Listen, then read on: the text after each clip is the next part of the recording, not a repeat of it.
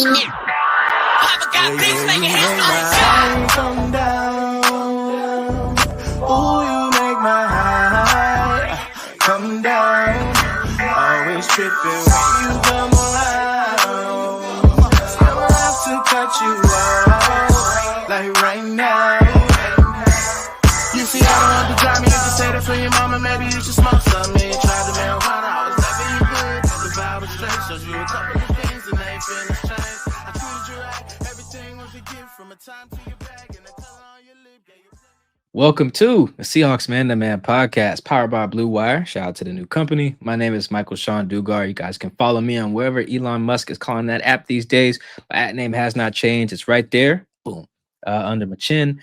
At Mike Dugar, Mikedugar. Shout out to everyone who is watching or listening via our YouTube channel. We appreciate the love. Seahawks Man to Man is the name of the channel. That's Seahawks Man, the number 2 man. That is also the same thing on our Instagram and on our TikTok. All three of those: like, comment, review, subscribe, reshare, repost, all that good stuff. We really appreciate all that love on all those platforms. Even if you're mainly an audio listener, just hitting those buttons over there really helps us out a lot. Thank you. Thank you. Chris, go ahead and talk to him.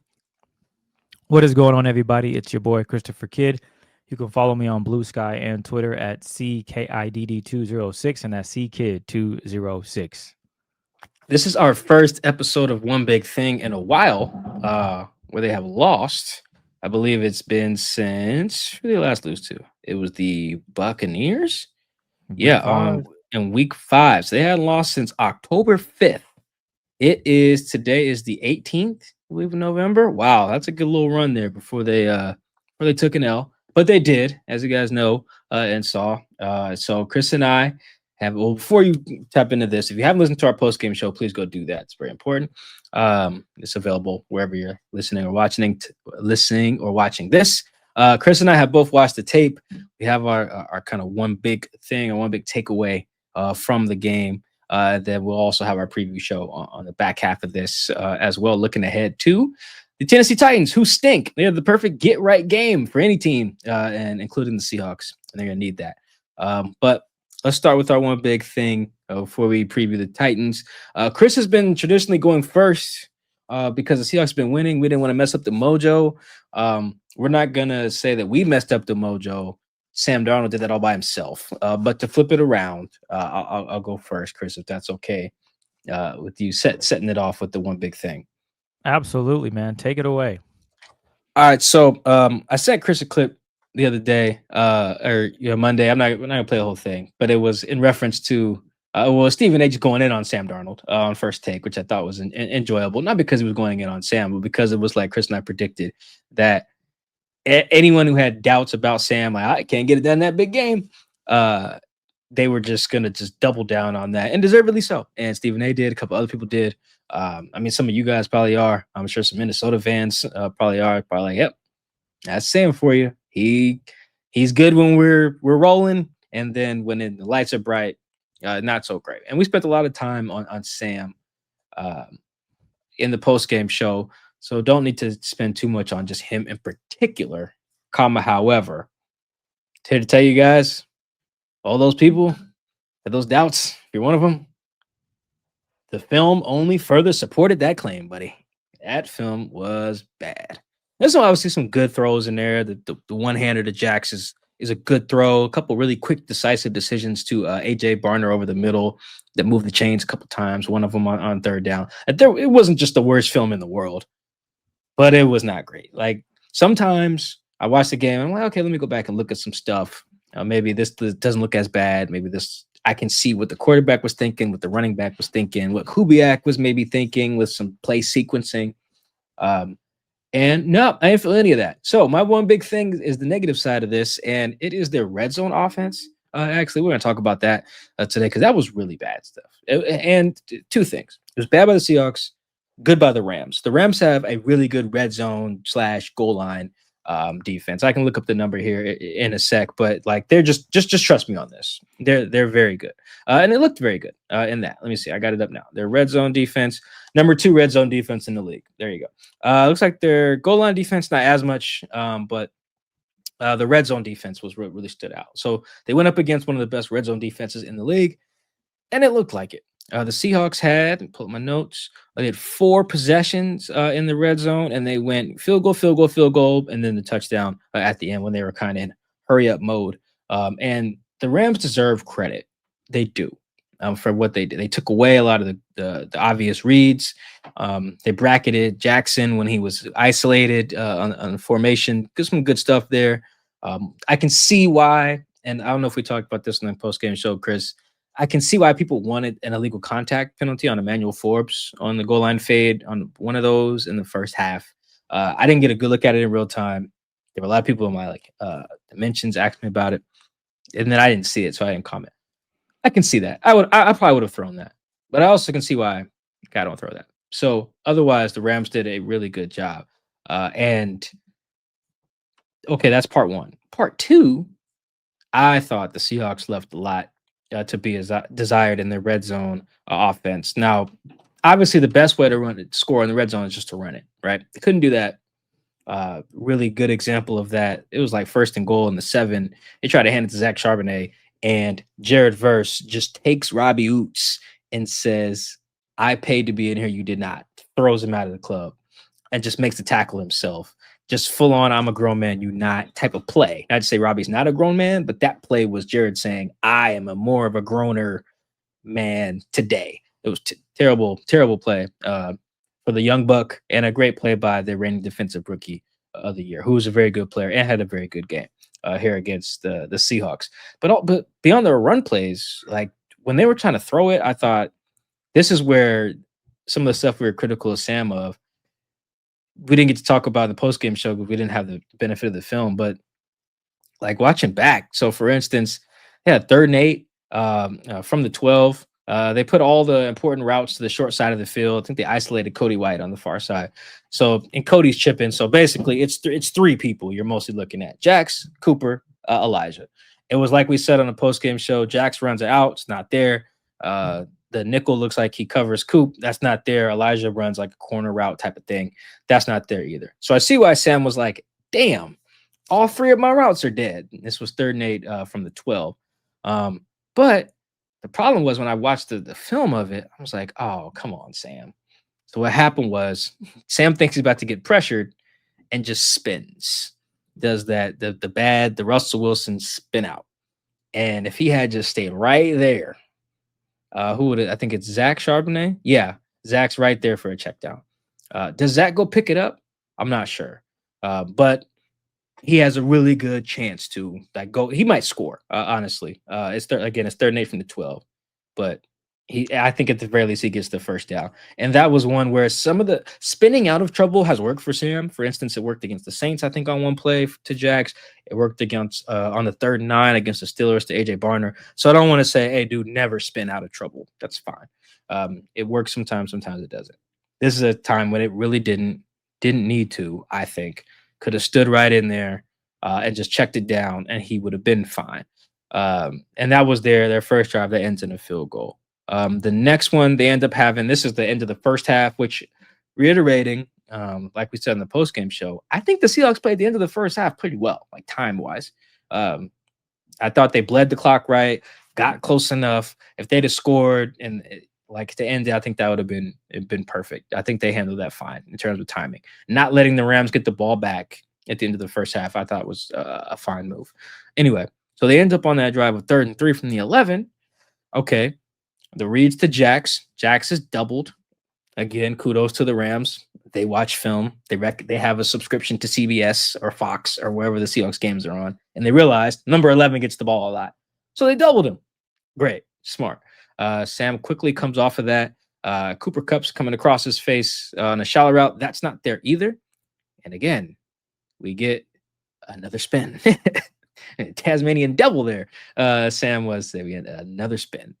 And once again, if he doesn't spin, AJ Barner's right there for a check down. It's not the sit. Now, the reason why this one I was really like, dude, I've seen you make this play without spinning, albeit with a cleaner pocket, was against the Commanders. He stood there in like 3rd and 5-ish or whatever. Nothing was open. And then he had AJ Barner who chipped and released, pitched it to him He caught it, got the first down. He ends up fumbling. That's the play where Frankie Louvu punches it out and AJ falls on it. So if you guys remember. So I've seen this idea work where it's nothing there, nothing there. All right, where's AJ on my chip and release? Boom, first down. This was, I have to go back and look, but it was probably a similar idea. And AJ was open once again. And this is the case where Sam should have either sidestepped what he thought was going to be pressure, trusted Gray's able to stay on his block, which he ended up doing pretty well. Like just anything other than what he did, really. And I thought that was where, okay, the Rams played it well, but you can play it better. And that was again where they settled for 3. And then Sam ends up spinning, throwing it. Like that was the other frustrating thing rewatching it back. I saw those things live, but then I was like, damn, he didn't even give a guy a chance. He threw it out of bounds both times. It makes sense. They were in field goal range, whatever. You don't want to throw a pick, but it's like, wow, no one even got a chance to make a play on third down. Huge credit to the Rams, but also I thought the Seahawks could have been better. And then this was where I was like, now what are we doing, Kubiak? Now what are we doing? Because in those first couple of plays I mentioned, again, I'm not focused on too much on the run plays. I thought they set up pretty manageable third down situations. Or in this case, where I think they were facing 3rd and 11 because Nick Callerup ended up holding, negating the Ken touchdown. That was a hold.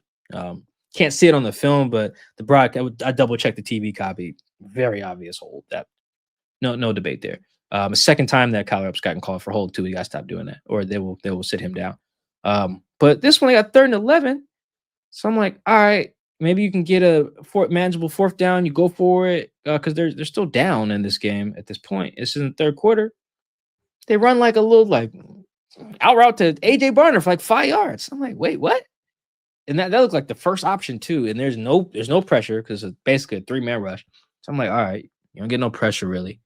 They're thinking you're going to get the ball out quick. So they dropped everybody. Even Kobe Turner, the nose tackle, he don't even really rush. He looked like he's trying to maybe follow Sam's eyes and bat it down. So you really got 3 guys rushing at you, pocket clean as hell. And he's like, all right, yep, here goes this to AJ. All right, let's kick this field goal. I'm like, come on, man. Like before you were kind of sped up. And then when you have time, kind of just gave up. And that's why I'm mentioning Kubiak in the beginning of that too, because I'm like, maybe that was just the idea. Like, all right, my guy's too sped up in the red zone. Let's give him something easy. Let's kick it, whatever. Didn't like that because, again, if he waits, checkdown's there. In this case, I think Zach scores if he gets it to him. He has to just get the ball over Kobe Turner.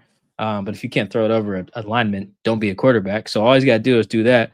And then Zach, I'm pretty sure, just runs over the safety and gets in. At the very least, it's just 3rd and 11. He gets close enough. You can barnyard it, tush push it. Just don't do whatever they did earlier in the game. They ran a tush push with no push. Might have been the worst decision. You catch that on film, Chris? They ran the tush push with no push. It's like a fake tush push. I don't understand. It got too cute there. But you can run that. I just thought they played all this very poorly, and I don't want to totally discredit the Rams.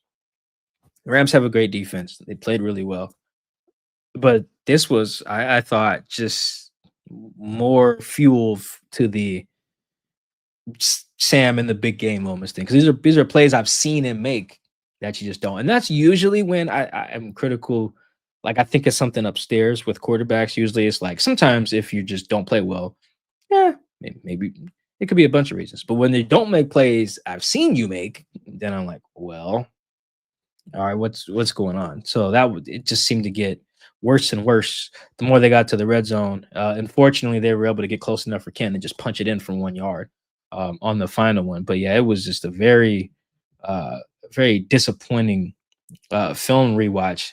Because, and this also lends credence to what me and Chris were saying after the show, or on the show on Sunday as well.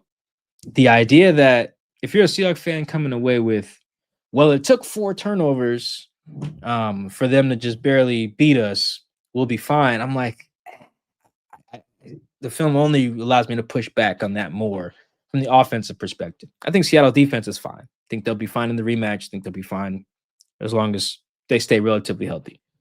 But offensively, that was not a fluke game. The picks themselves weren't flukes. This red zone stuff, I don't think was fluky. They couldn't run it on him in the red zone. That makes sense. The Rams have an elite run defense. And then in the red zone, they got their quarterback to play out of character, which it's very clearly to be shown they can get this guy to do. They can get him to do that. So if they can get him to play out of character, no matter what team he's on, they can get him either take sacks, throw picks, and then not operate well in the red zone.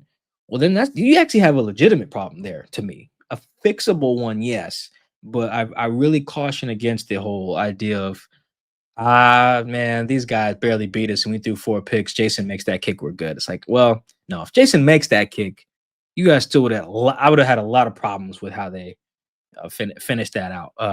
And it still would have been a 61 yarder. I'd have been like, God blessed you with a 61 yarder anyway. So yeah, the red zone was that's where beyond the interceptions, Sam's not going to throw 4 again. Although, Chris, you ready for a stat here real quick before we move on? What you got? I got Mike Sando had this. He had it. My phone's not loading right now, but I remember off the top of my head anyway. So Sam, I believe it's since like this century, because that's where all the true media numbers go. They go back to 2000. Sam has had now 3 games with no touchdowns and 4 picks, and he's the only guy to have that many. That is pretty. So this is an outlier. Yes, I don't think he'll throw 4 again and have no touchdowns. But damn it, he's done it 3 times now. So that's also pretty. The last one was with the Jets. I think the I'm Seeing Ghosts game was a 4 pick, 0 touchdown game. That was pretty bad. So I bring that up to say I don't think he'll be that bad again. But some of the other stuff that wasn't turnovers was then also problematic. It was couldn't get the ball to Jackson in the red zone, couldn't run the ball in the red zone, couldn't get the ball to your tight ends in the red zone. Quarterback had some options, was operating too fast. The one time he didn't have pressure, operated too fast again, albeit that looked like the play call. Like all that stuff was bad. It was overall like good how much they moved the ball, 400 yards of offense, bunch of first downs. But yeah, I think if you're wondering what needs to change in the rematch, other than or just in any game, really, this game against the Titans, Falcons, Vikings don't matter. But particularly if you're like, all right, how do we get these guys in the rematch? How do we, right this wrong beyond just Sam doesn't throw 4 picks and we win? Yeah, sure.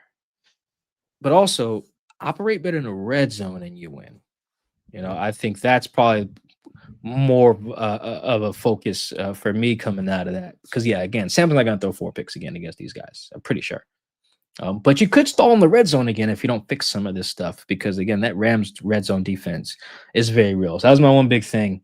Seattle's red zone offense, beyond the interceptions that Sam threw, left a lot to be desired. I feel like that's the thing they really got to fix. Not only in the rematch, but just going forward. I think the red zone offense is fine. But particularly looking at the rematch, you gotta operate better than it. Can't kick field goals against these guys. Even though the Seattle defense is nails, if you just sell them for field goals down there, I think you're going to have another problem. Yeah, very big problem. You got to score points, as we talked about on the show Sunday or Monday after the game, or excuse me, Sunday after the game. But my one big thing, I'm looking at the defense right now. I think we, as in Mike and I and listeners, supporters of the show, I think everyone understands that the Seahawks have an elite defense. The defensive line play, they get pressure on the quarterback. They're able to stop the run. And they got some depth. They got guys that can rotate and get in there, albeit Jay Reed, he missed that game, so it would have been nice to have him on Sunday. But regardless of the point, I think that's a check. Linebacker play. Ernest Jones is really good. And then Drake Thomas is figuring things out, and he's getting better week by week. The versatility they have with Ernest Jones, his ability to play the pass and his ability to get in the backfield and stop the run, that's what I think changed everything for this Seahawks defense, is his ability to do a little bit of everything. And then his speed and how aggressive he plays. He's a fast guy. He gets east and west very quickly when guys are stretching out runs, and he makes those type of plays, and that's what you see from this defense. Secondary, I know you guys, a lot of people are not fans of Rick Woolen, but he's a really good corner. Josh Jobe, another good corner. You got safeties that are, when healthy, and Julian Love, he's a good corner. Ty Okada, he's been doing a really good job so far in filling in. So with that being said, when you look at it, again, this defense is just showcasing how elite they can be. And then coaching and scheme. What Mike McDonald has done with these players, coaching them up, and then on the scheme, it matches what the players have. The strengths with Reek Woolen, the strengths with a Josh Jobe, the strengths with your D line and sending pressures. It's working well, and that's why this Seahawks defense is arguably number one, if not number one, for the most part. Forcing turnovers is something that going to the Rams game, they haven't been too great at. But when the back was against their wall, yes, I said it right. I don't know why I was thinking I didn't. When their back was against the wall on defense, they were able to come up big. Now, earlier in the game, that didn't happen because, again, Sam Darnold threw 4 interceptions. His first interception was in that first quarter, and the Rams got it at, I want to say, the 3-yard line. So it'd be very hard not to score, but my golly, it was a fight for a touchdown. It wasn't the first play touchdown. That Rams had to go 4 plays. Sean McVay had to go deep in his bag because he couldn't run it. The first 3 plays, it just didn't work. Byron Murphy has something to say. Everyone was stuffing that run. The 4th and final play, Sean McVay said, I got to get creative. Let me spread them out like it's a pass from the 3, or it might have been the 2. You get my point. Spread the D-line out, get guys in motion, and then try to run it. And that was successful because the Seahawks are probably thinking, oh, yeah, we stopped it 3 straight times. You're not going to do it a 4th time. So a great call by Sean McVay in spreading out that Seahawks D-line, getting Nicky Memori in motion, guarding that tight end, which indicates they might have been in some type of match or man in that area, that tight in the red zone at the goal line. And they're able to run it in. So right then and there, you got a 7-0 ball game because your quarterback turned the football over. And Ernest Jones has every right to stick by his quarterback. And that's what you would want from one of your leaders, a guy that's going to stick up and say, hey, it wasn't on him. The defense had opportunity to hold them out of the end zone from the 3, and it didn't meet their standard. And I'm sure Ernest would tell Mike and I and all the fans listening, supporters listening, yeah, that's 1,000% right. We had them at the 3-yard line. They didn't get a pick 6. That means we go on the field and do our job and stop them. And they were 1 play away from doing that. But I got to give credit to Sean McVay, who went into his bag of tricks and was like, yeah, we got to show him something different because lining up under center and running the football is just not working this close. But as the game progressed, the Seahawks defense had more opportunities to showcase, I don't know, X-factor players. Uchenna Nwosu had a couple of plays where he stood out and was very strong on the edge, beating tight ends, making plays, tackles for loss. It might not have been a big 3rd down or 4th down play, but you're seeing this defense in spurts do things that showcase, yeah, they're an elite defense. And one play that stands out to me is in the 3rd quarter after Sam Darnold, unfortunately, threw an interception. The Seahawks are losing 9-14, and Sam is looking for Elijah Arroyo after a penalty. He's looking for him down the middle of the field, and I've heard, oh, Elijah ran the wrong route. He's supposed to break over the middle. I saw the tape. I talked about it on the radio show with MJ in the midday because we had people, Mike, saying, oh, the broadcast with Greg Olsen, they were saying he has to break in. So I watched the All-22, just like a lot of people do. And now I'll give credit where credit is due. Greg Olsen knows what he's talking about. He played tight end. But when I go back and watch it, I'm watching the linebacker who has inside leverage and safety help. So when I'm watching, I'm thinking, where's Elijah supposed to go? How is he going to break over the middle? The linebacker is sitting right there. Is he supposed to just run through him and then it's a contested? And not to mention, I believe there was another linebacker, Landman. How you say his name, Mike? Landman. I'm pretty sure I don't know. It's probably Nathan Landman. I would guess. Nathan Landman, number 53, is sitting right there. So even if Greg Olsen is correct and Elijah is supposed to run a 15-yard in route, well, interesting enough, Sam throws it 20-plus yards down the field. So I'm thinking, well, if the read was for him to break in earlier, Sam didn't throw it to an incomplete area. He threw it in coverage to where the safety was just reading Sam when he got to the top of his drop, and he was able to make a play. And that forces the defense right back on the field. And an elite defense, how do they respond when the offense gives the ball back to Matthew Stafford and that offense, who I'm sure a lot of fans probably thought, well, this game is over. 14-9. You just gave the ball back to the Rams. They're in good field position with that at that point, because the ball got intercepted at the 45, and then what's his name? Forget his name, but he returns it for, I want to say, 10 yards. Cam Kitchens, who was talking big stuff after the game. Yeah. Oh, yeah. Return it back for 10 yards.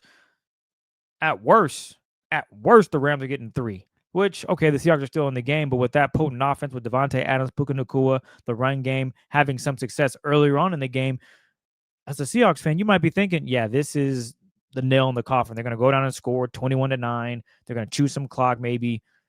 But no, that's not what happens. The mental resilience and focus of the defense. Granted, Kobe Bryant, a guy who's been punching at the ball all season.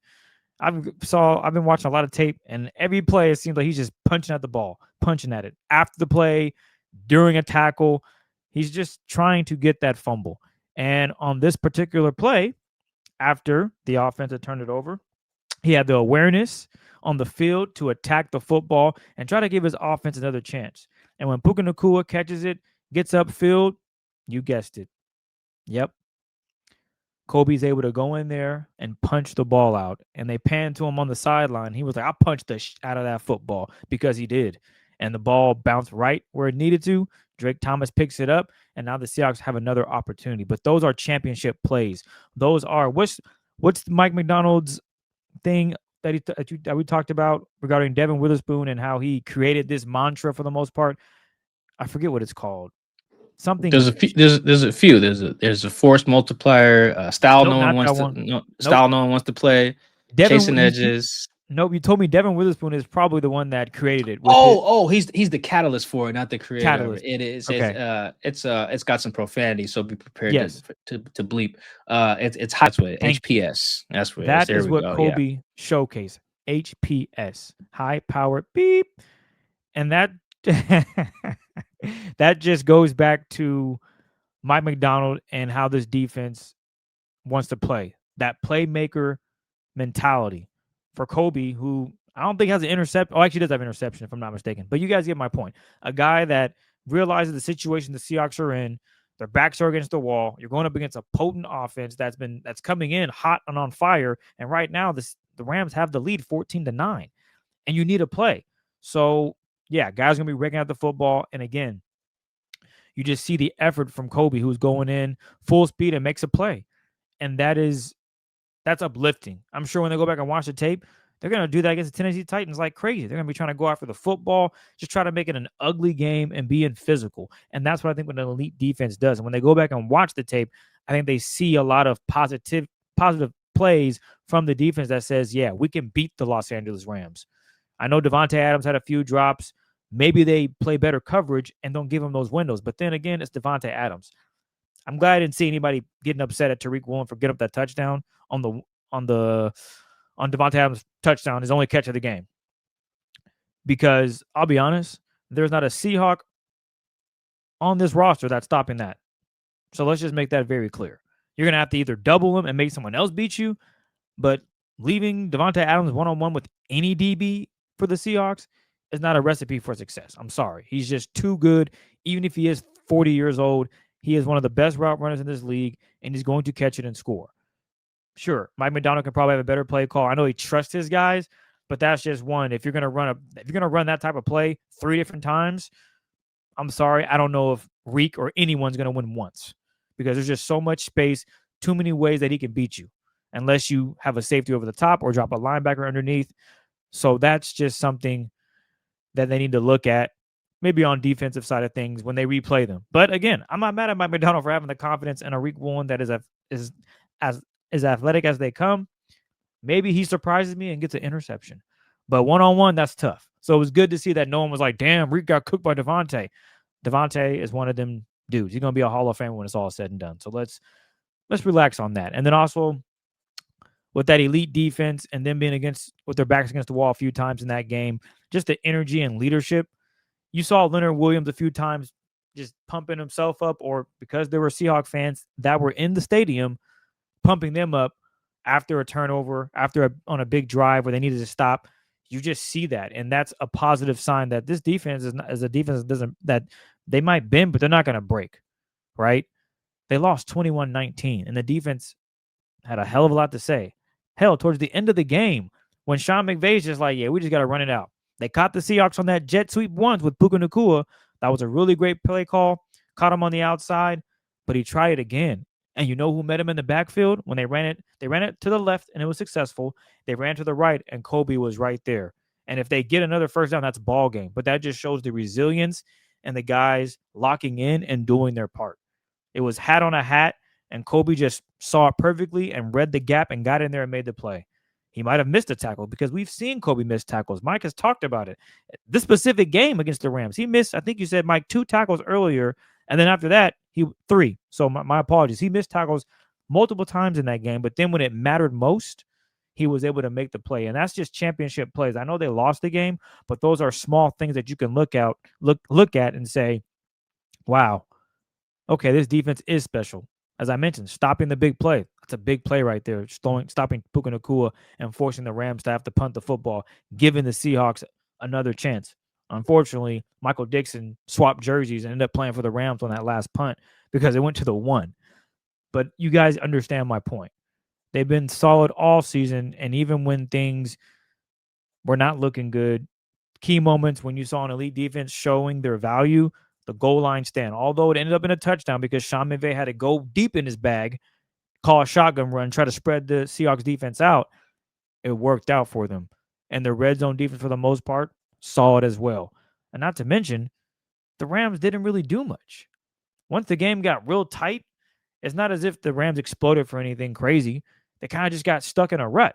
And you got to give credit to that Seahawks defense. Now, I will be interested to see how Sean McVay calls the game when they played the Seahawks in Seattle. Because in my eyes, I know this ain't a Rams podcast, as Mike will say when we're talking about other teams, about when we start discussing what they're doing. I thought Sean McVay kind of took it easy. He was kind of like, yeah, we got the lead. We'll just try to run it here, trying to chew that clock, just trying to play not to lose in that scenario, just playing really conservative, trusting his offensive line to maybe move a few guys. And as you guys all know, you guys have been watching the Seahawks for the past 11, 12 weeks. You realize, yeah, this D-line is nasty. You're not running up the gut. You're going to have to either go outside, and then even then, once the Seahawks figure it out and overcommit and do the right things, what happens? The run game is gone. So I'm interested to see how the second game, the rematch, is, just because I think Sean McVay is going to have more bags of tricks. And I don't think Devontae Adams is going to have 2 drops. That's another thing. So this will be another dogfight, another good game. And it'll be interesting to see what Sam Darnold does. Does he take the next step? Is he able to erase this game from his memory and go out and have no turnovers, right? Let's say he has no turnovers and 1 touchdown and throws for 230 yards. How was the run game? Is the defense still doing all the things I talked about, where they're in situations, maybe a player fumbles, a canine? Well, actually, I'm not going to put that out there because Seahawks fans might get superstitious or something, but you guys understand where I'm going with it. Let's just see how things play out. But for my one big thing, it was the defense stepping up in difficult situations when you're thinking this could be over, whether it's a big goal line stand, ultimately ends up a touchdown, but a better one would be Puka Nacua fumbling because Kobe Bryant punches the football out. And then towards the end of the game, when this is ball game right here, the Seahawks need to stop. Kobe Bryant's able to fly up, make a tackle for loss, 3rd and 10. Now you got to pass the football, a little bit of pressure. Devontae Adams supposed to run a stick route. Oh, I don't know what I'm doing. Matthew Stafford thought he was going to do this thing. It didn't work out. Incomplete pass. You got to punt. So that was my one big thing after watching the tape, rewatching the game, and seeing how the defense played against Sean McVay and that Rams potent offense. Yeah, Devontae's our age, right? Yeah, he's not. Oh 40. yeah, I'm just okay. Saying he's old. Actually, we're older than him. Actually, he's old in terms of he's been in the league for a long time, 10 plus years, and he's been doing it for a long time, and he's still cooking.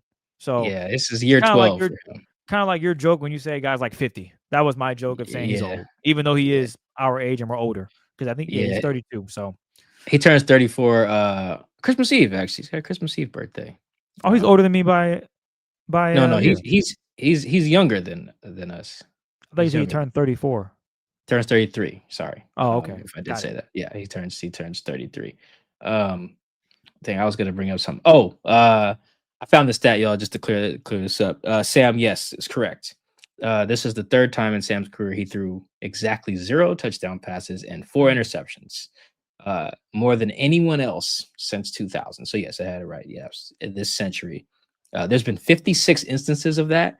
Darnold has 3 of them this century.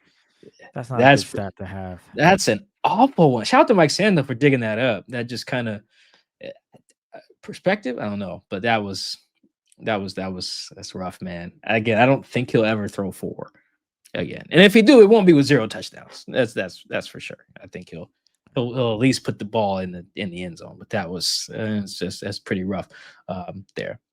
There's no better game than the Titans to bounce back from. There really isn't. After that, let's see. I had a film note. Oh, you mentioned the interception that Greg Olsen was blaming Elijah on. Yeah. So on the it actually ties to a play I talked about earlier. That 3rd and 8, where they have everyone to the short side of the field and Elijah runs the corner route. Yeah, he was. Kinchins is on the back side of the play and comes screaming down. Now Elijah runs a corner route, so he ends up running away from Kinchins.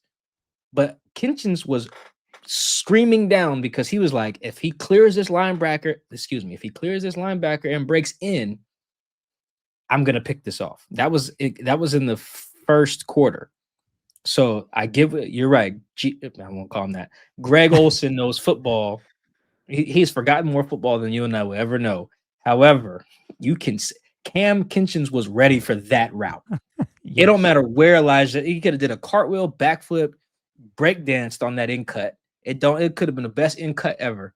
Don't matter. Kitchens was ready for that. He was ready for it earlier in the game. He was ready for it then. So I get what Greg is saying. He's right. The route sucked. Whatever. It doesn't matter. A perfect route is maybe a PBU at best. Just like we said in the postgame show.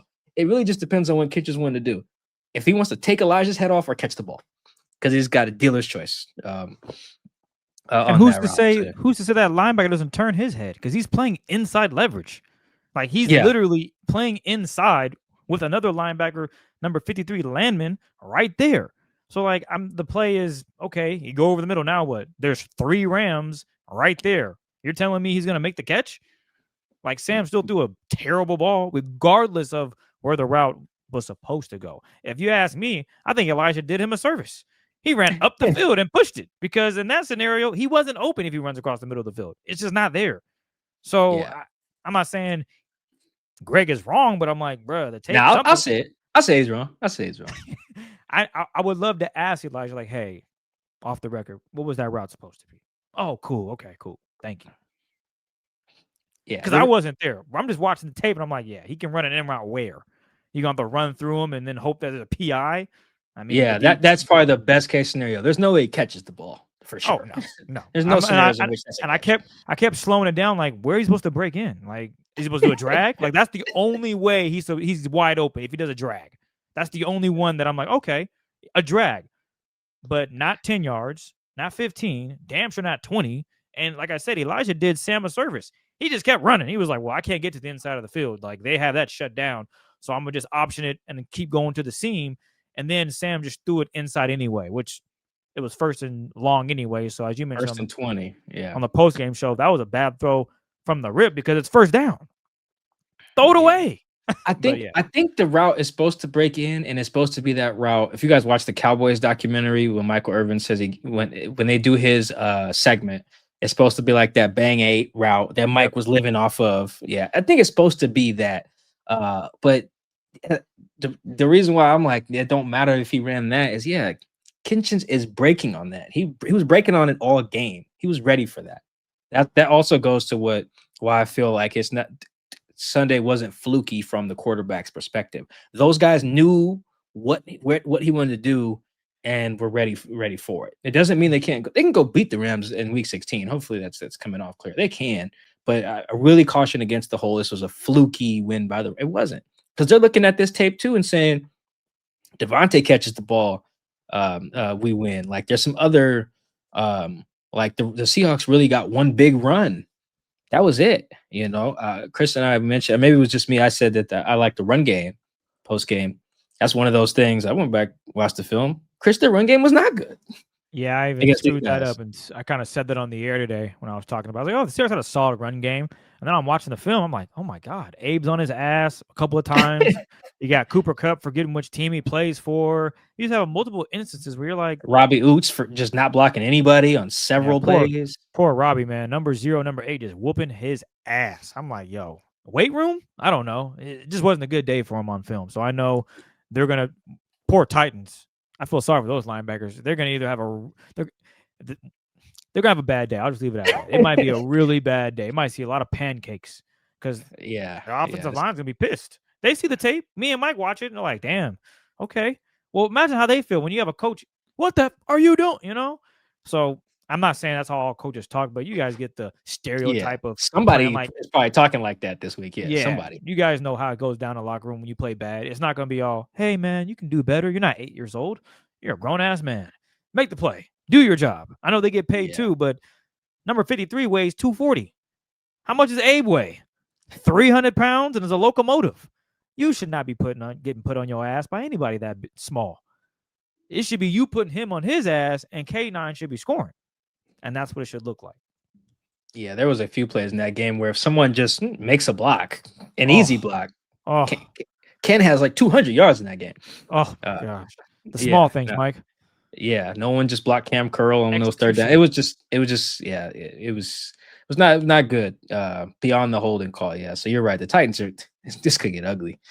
This could get this could get real bad. But yeah, I misspoke too on the show. I said the run game was good. It was not. Ken's 25-yard run is juicing those numbers quite a bit. Without that run, which was a good run, they were largely doing a bunch of nothing in that game. So yeah, they got to be better there too. But yeah, lots to correct. It's a little longer one big thing because we're not going to spend too much time on the Titans because those guys are bad.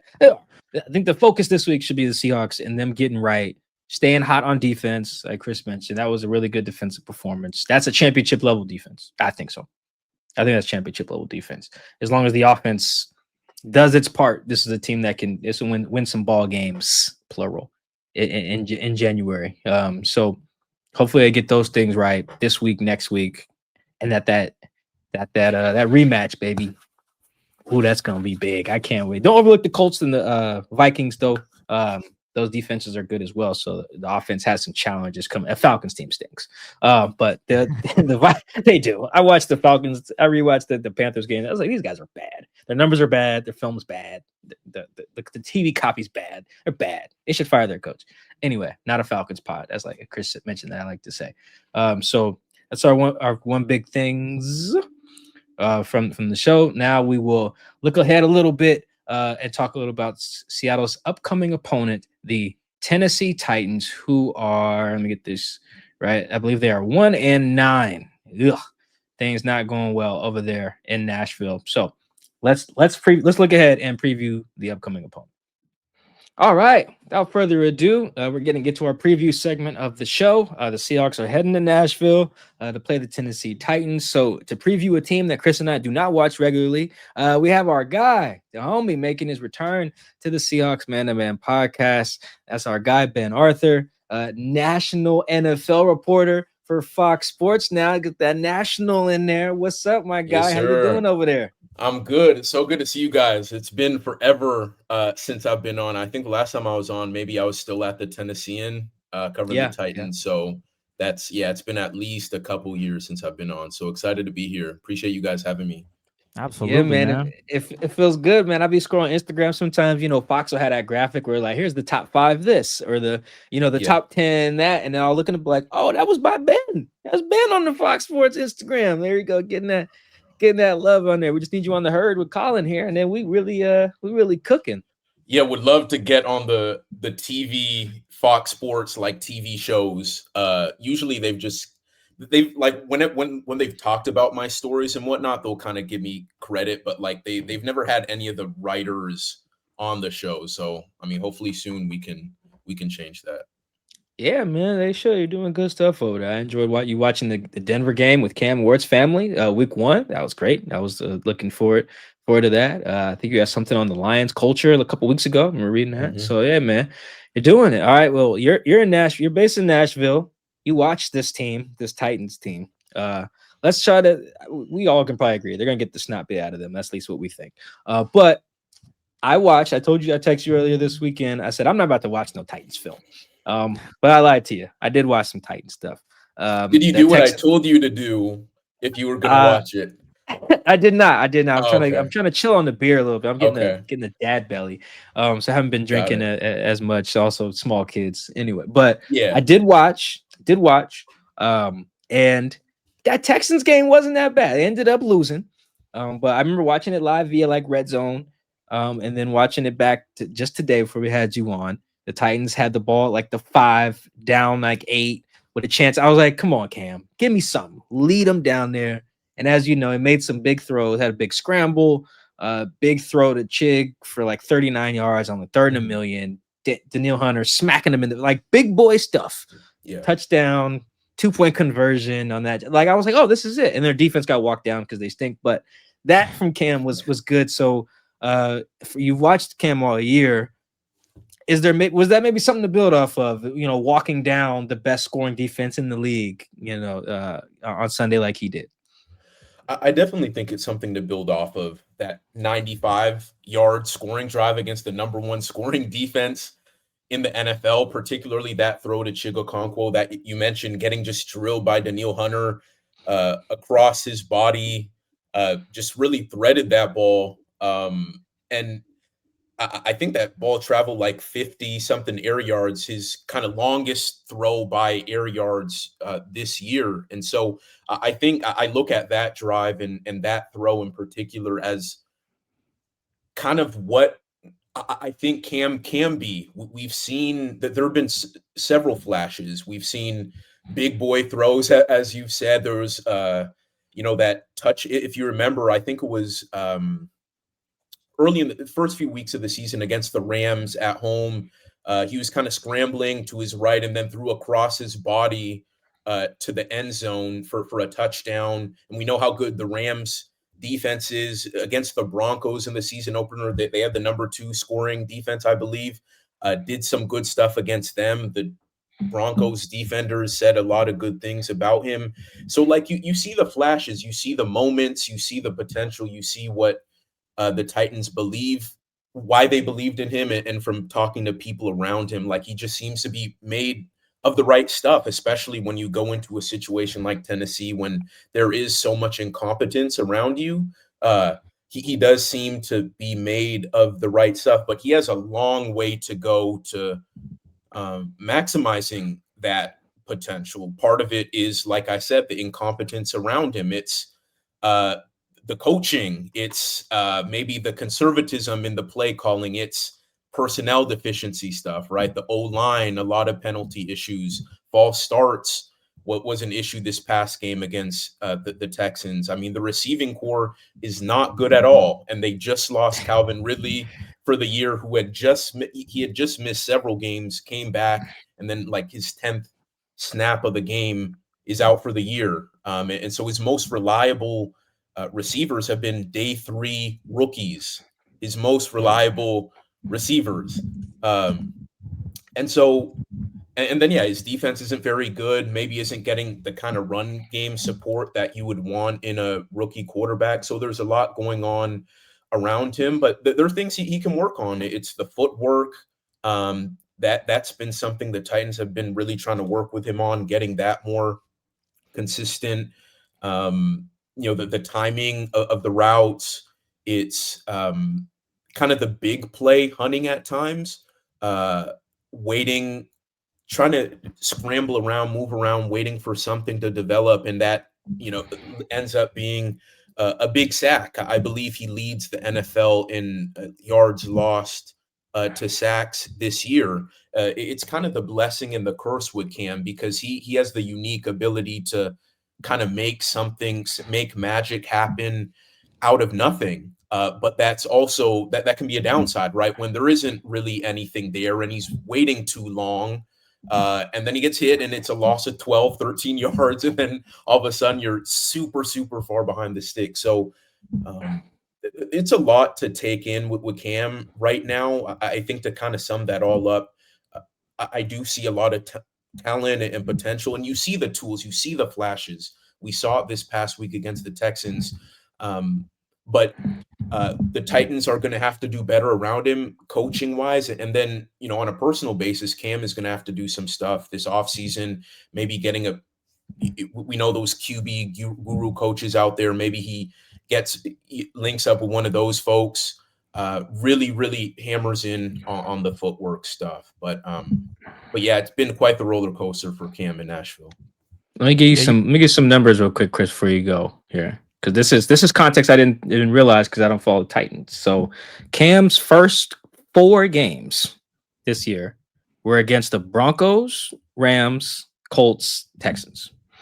Yikes! That is like, let me see. By points per drive, that is against the number 1 defense, the number 2 defense, the number 3 defense, and the Colts are 12th. Cam's also played the Chargers, who are 11th by points per drive, and he's also played the Patriots, who are points per drive. They are 5th. Yeah, right behind the Seahawks, who are 4th. So now he will have, after Sunday, played the entire top 5. Yeah, in points per drive, including playing the Texans twice. That did some context there to speak to some of what you were saying about what he's had to deal with that as a rookie. Yeah, that's a hell of a gauntlet to go through. I think I saw what you're looking at, or something similar, just in terms of like previous number one overall pick quarterbacks, the quality of the defenses that they've played, and Cam has like by far had the toughest that makes sense slate, and that you could certainly see it by the numbers. That doesn't excuse maybe some of the stuff that has happened, but to show some of the promise we've talked about in spite of that gauntlet, I think that says kind of what he's capable of too. Speaking on that, he's lost a head coach. Yeah. And not died, but he got fired. Sorry, yeah. It did make it seem like my man was in a crash or something.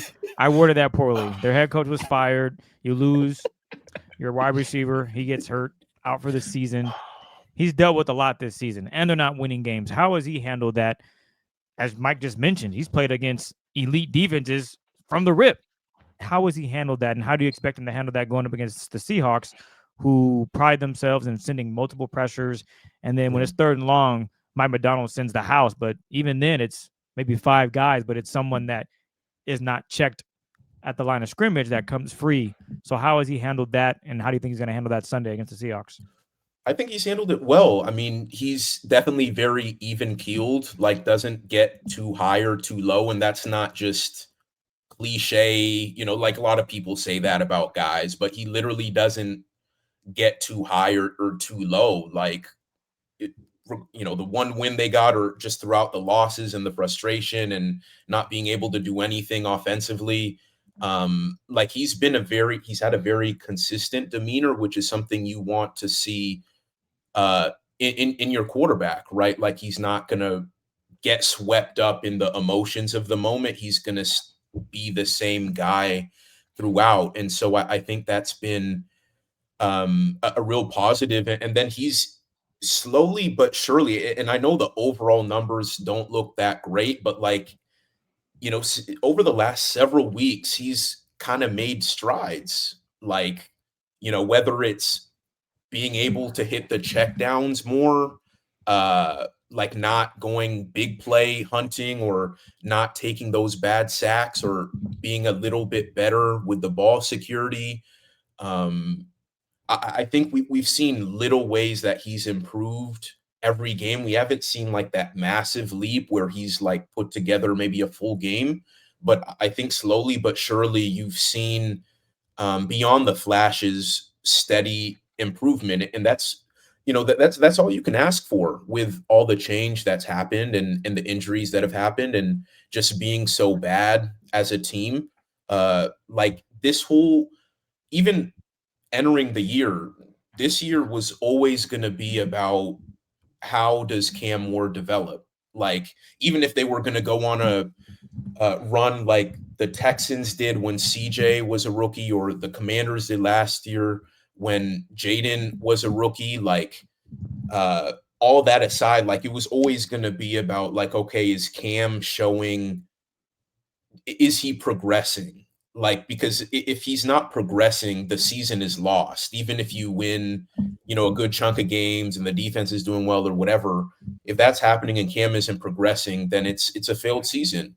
And I think you can look at I mean, I know the Titans are 1-9, but the fact that that Cam has shown bits and pieces of improvement throughout the year, I think that's a win. And so you look at the steady progress just in terms of being an NFL quarterback, on top of having what I talked about earlier, the steady, calm demeanor throughout. I think that's a recipe that you can build on going into the 2026 offseason and beyond, when you're maybe more equipped to better build around him. Yeah, I'm looking at I was gonna rattle off some more Cam numbers, but oh boy. These are They're not good. These are hashtag bad here, buddy. This is rough. Yeah, a lot of sack yards lost, and he has a very high sack rate. He's also leading the league in fumbles.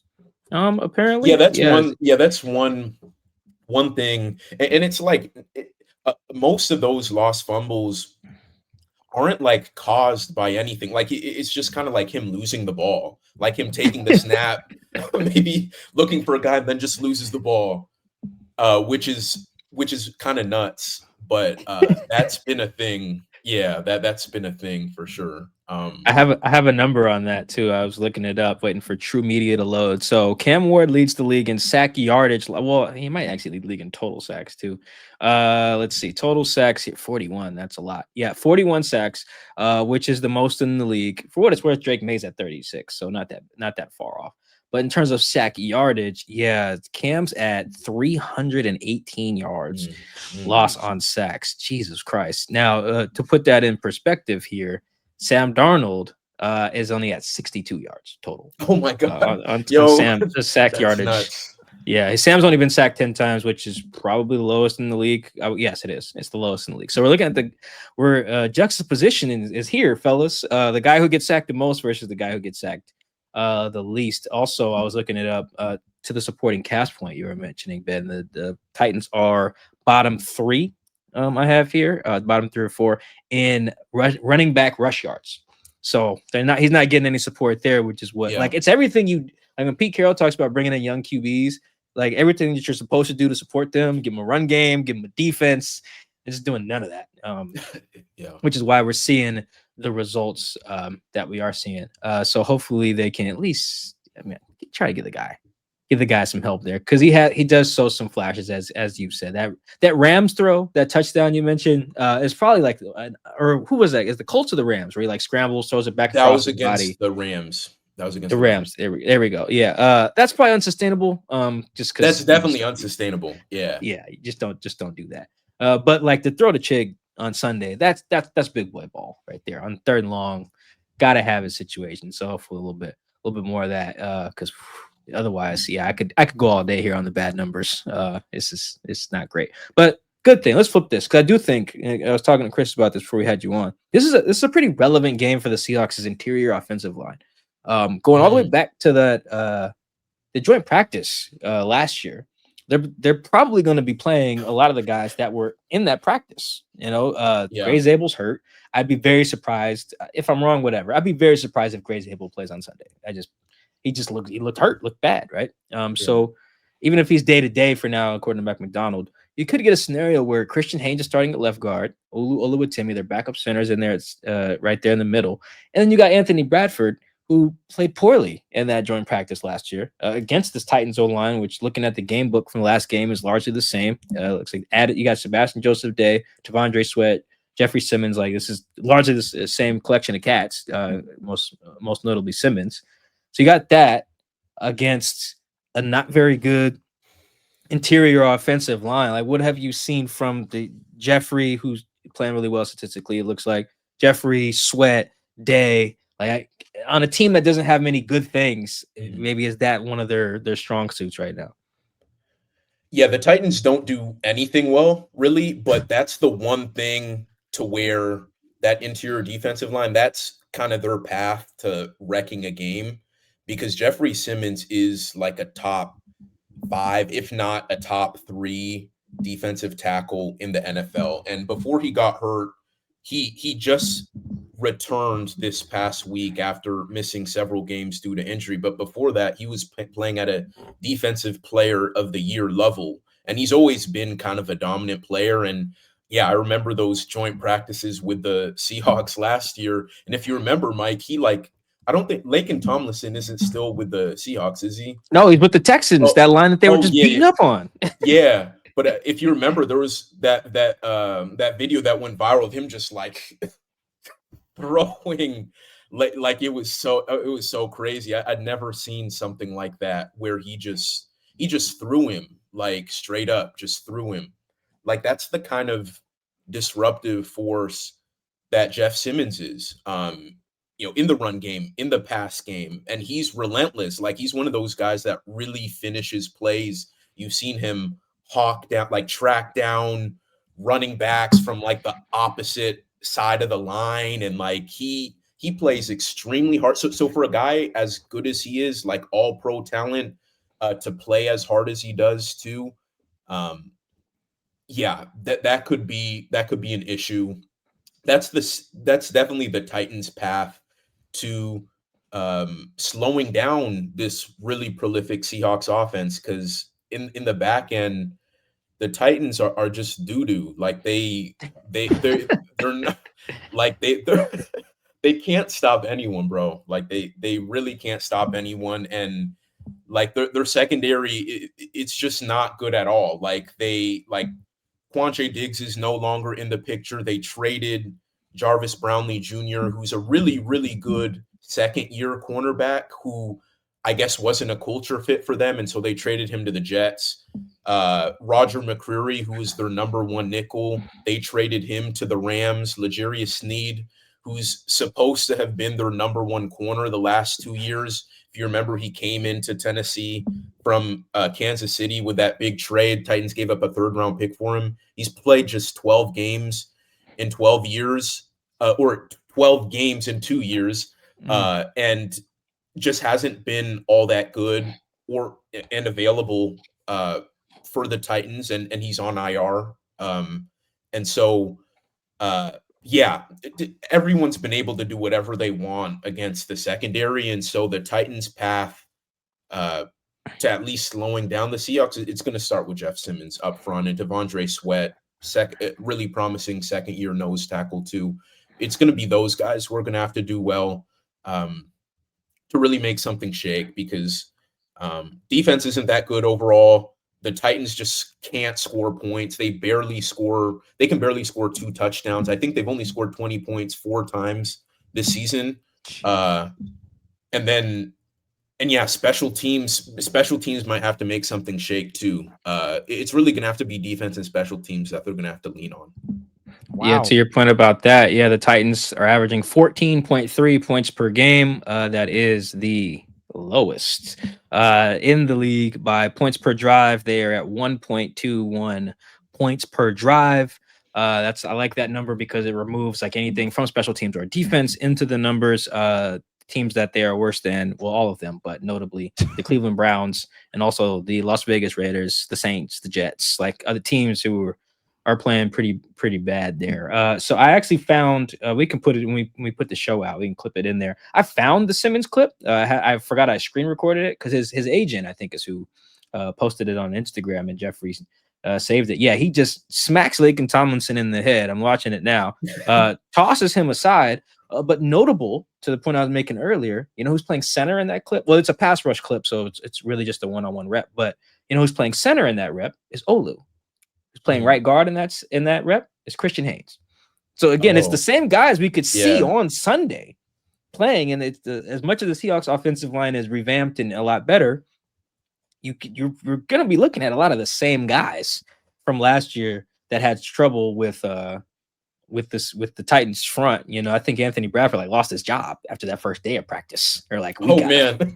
Yeah, it was either him or Christian. One of them had been starting and they just flopped it after on the second day. It was like, whoever you are, we're moving you away. Like we're going a different direction there. And I remember guys from the Titans being like, yo, y'all gonna get Geno killed back there because that O-line is not very good. And then it wasn't. So it's a better O-line now. Got Abe Lucas, got he's healthy. I think Stone Forsythe is maybe in this clip that I'm looking at. So not totally the same O-line, but yeah, if there is a way, or there is something to watch that's not just how many points do the Seahawks win by. It is like, hey, can these guys make sure Sam doesn't get killed? Because all it takes is one play where you don't have it on, you don't have it to wreck a game. So hopefully we see a good matchup there and we can learn a little bit about the Seahawks interior O-line in this one. And that, guys, that concludes. Anything else I have anything good to say about the Titans? Because that was, my watching them. I mean, that pretty much sums it up in terms of what's good, because there isn't much else to say.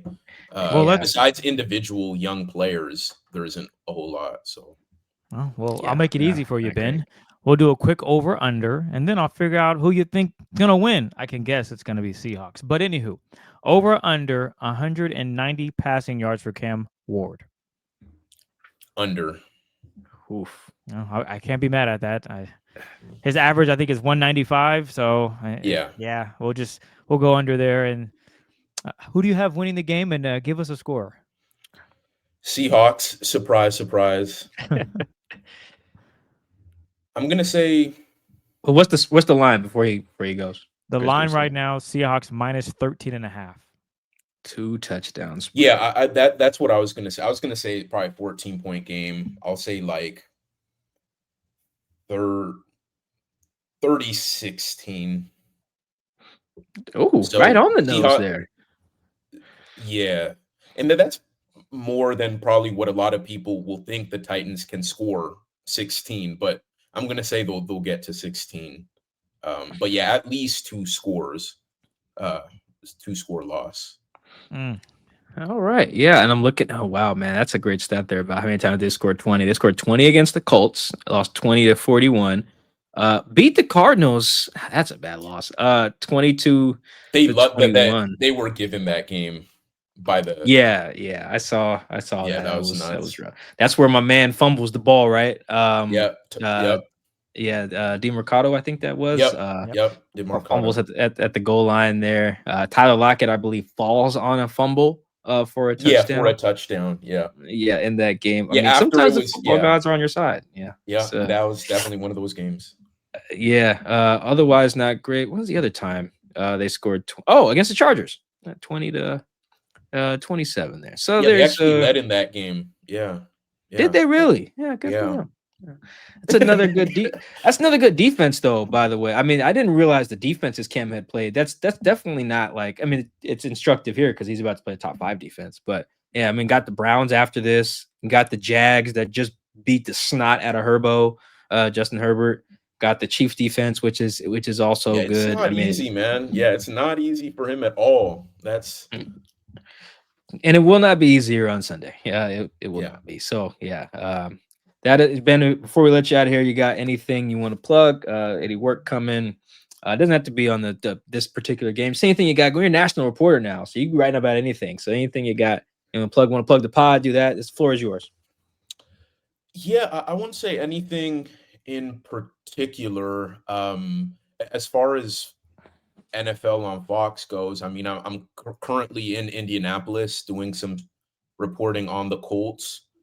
So excited, about that. I mean, we've all seen how dominant their offense has been, what Jonathan Taylor's been doing and everything. So excited for what I can put together with that. And then with my podcast, my independent podcast is not non-sports related. So it's not really pertinent to like what we've been discussing, but it's something I love doing. It's really focused on like the children of Black immigrants who grow up in the US. So like, the children of African immigrants or Caribbean immigrants. So second generation Black Americans, kind of what they kind of deal with navigating 2 worlds and search of themselves and everything. And, I have a lot of fun doing that. But yeah, otherwise that's that's pretty much it. Give us the name of the pod, man. Come on.